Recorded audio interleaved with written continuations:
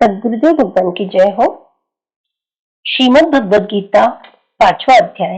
ओम श्री परमात्मा नमः। उसके उपरांत अर्जुन ने पूछा, हे कृष्ण,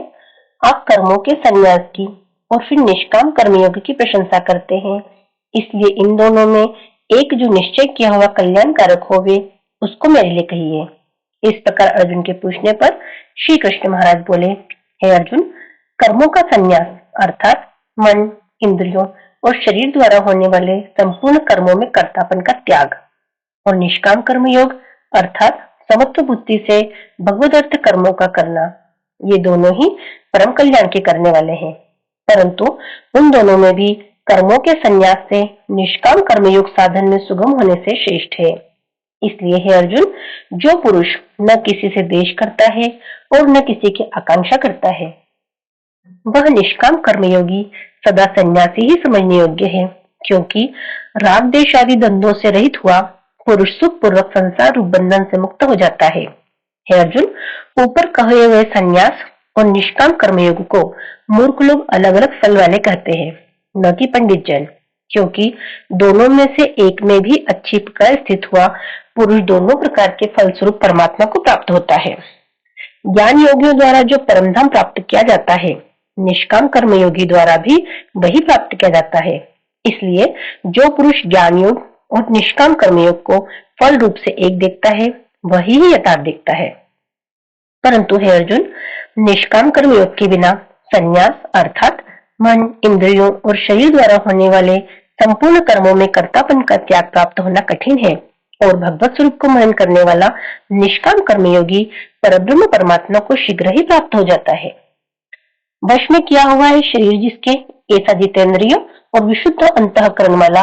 एवं संपूर्ण प्राणियों के आत्मरूप परमात्मा में एक ही भाव हुआ निष्काम कर्मयोगी कर्म करता हुआ भी लिपायमान नहीं होता। हे अर्जुन,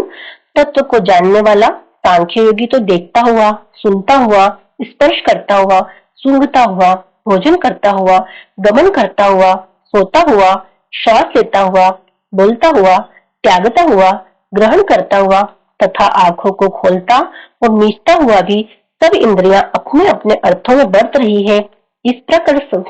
समझता हुआ निसंदेह ऐसा माने कि मैं कुछ भी नहीं करता हूँ। परंतु हे अर्जुन, देह अभिमानियों द्वारा यह साधन होना कठिन है और निष्काम कर्मयोग सुगम है, क्योंकि जो पुरुष सब कर्मों को परमात्मा में अर्पण करके और आसक्ति को त्याग कर कर्म करता है, वह पुरुष जल से कमल के पत्ते के सदृश ताप से लिपायमान नहीं होता। इसलिए निष्काम कर्मयोगी ममत्व बुद्धि रहित केवल इंद्रिय, मन, बुद्धि और शरीर द्वारा भी आसक्ति को त्याग कर अंतःकरण की शुद्धि के लिए कर्म करते हैं। इसी से निष्काम कर्मयोगी कर्मों के फल को परमेश्वर के अर्पण करके भगवत प्राप्ति रूप शांति को प्राप्त होता है और सकामी पुरुष फल में आसक्त हुआ कामना के द्वारा बंधता है। इसलिए निष्काम कर्मयोग उत्तम है। हे अर्जुन, वश में है अंतःकरण जिसके, ऐसा सांख्य योग का आचरण करने वाला पुरुष तो निसंदेह न करता हुआ और न करवाता हुआ 9 द्वारों वाले शरीर रूप घर में सब कर्मों को मन से त्याग कर अर्थात इंद्रियों के अर्थों में बरतती है,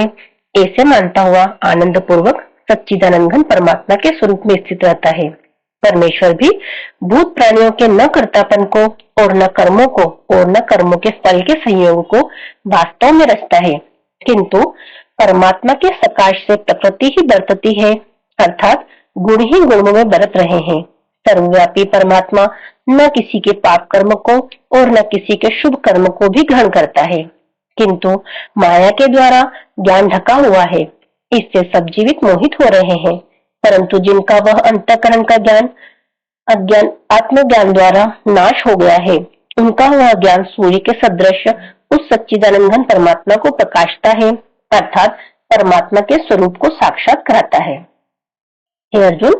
तद्रूप है बुद्धि जिनकी तथा तद्रूप है मन जिनका, और इस सच्चिदानंद घन परमात्मा में ही है निरंतर एक ही भाव से स्थिति जिनकी, ऐसे तत्परायण पुरुष ज्ञान के द्वारा पाप रहित हुए अपुनरावृत्ति को अर्थात परम गति को प्राप्त होते हैं। ऐसे ही वे ज्ञानी जन विद्या और विनय युक्त ब्राह्मण में तथा गौ, हाथी, कुत्ते और चांडाल में भी समभाव से देखने वाले ही होते हैं। इसलिए जिनका मन समत्व बुद्धि में स्थित है उनके द्वारा इस जीवित अवस्था में ही संपूर्ण संसार जीत लिया गया, अर्थात वे जीते हुए संसार से मुक्त हैं, क्योंकि सच्चिदानंद घन परमात्मा निर्दोष और सम है। इससे वे सच्चिदानंद घन परमात्मा में ही स्थित है। जो पुरुष प्रिय को अर्थात जिसको लोग प्रिय समझते हैं उसको प्राप्त होकर हर्षित नहीं हो, और अप्रिय को अर्थात जिसको लोग अप्रिय समझते हैं उसको प्राप्त होकर उद्वेगवान न हो, ऐसा स्थिर बुद्धि संशय रहित ब्रह्मवेत्ता पुरुष सच्चिदानंद घन परब्रह्म परमात्मा में एक ही भाव से नित्य स्थित है। बाहर के विषयों में अर्थात सांसारिक भोगों में आसक्ति रहित अंतःकरण वाला पुरुष अंतःकरण में जो भगवत ध्यान जनित आनंद है उसको प्राप्त होता है, और वह पुरुष सच्चिदानंद घन परब्रह्म परमात्मा रूप योग में एक ही भाव से स्थित हुआ अक्षय आनंद को अनुभव करता है। जो यह इंद्रिय तथा विषयों के संयोग से उत्पन्न होने वाले सब भोग हैं, वे यद्यपि विषय पुरुषों को सुखरूप भासते हैं तो भी निसंदेह दुख के ही हेतु हैं और आदि अंत वाले अर्थात अनित्य हैं।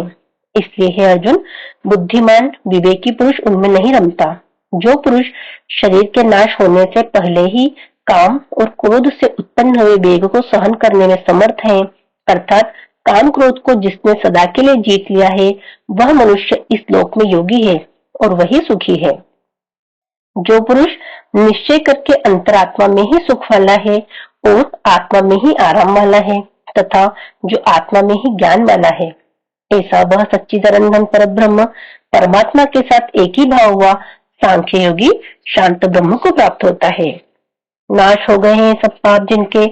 तथा ज्ञान करके निवृत्त हो गया है संशय जिनका, और संपूर्ण भूत प्राणियों के हित में है रति जिनकी, एकाग्र हुआ है भगवान के ध्यान में चित्त जिनका, ऐसे ब्रह्मवेत्ता पुरुष शांत परब्रह्म को प्राप्त होते हैं। काम क्रोध से रहित जीते हुए चित्त वाले परब्रह्म परमात्मा का साक्षात्कार किए हुए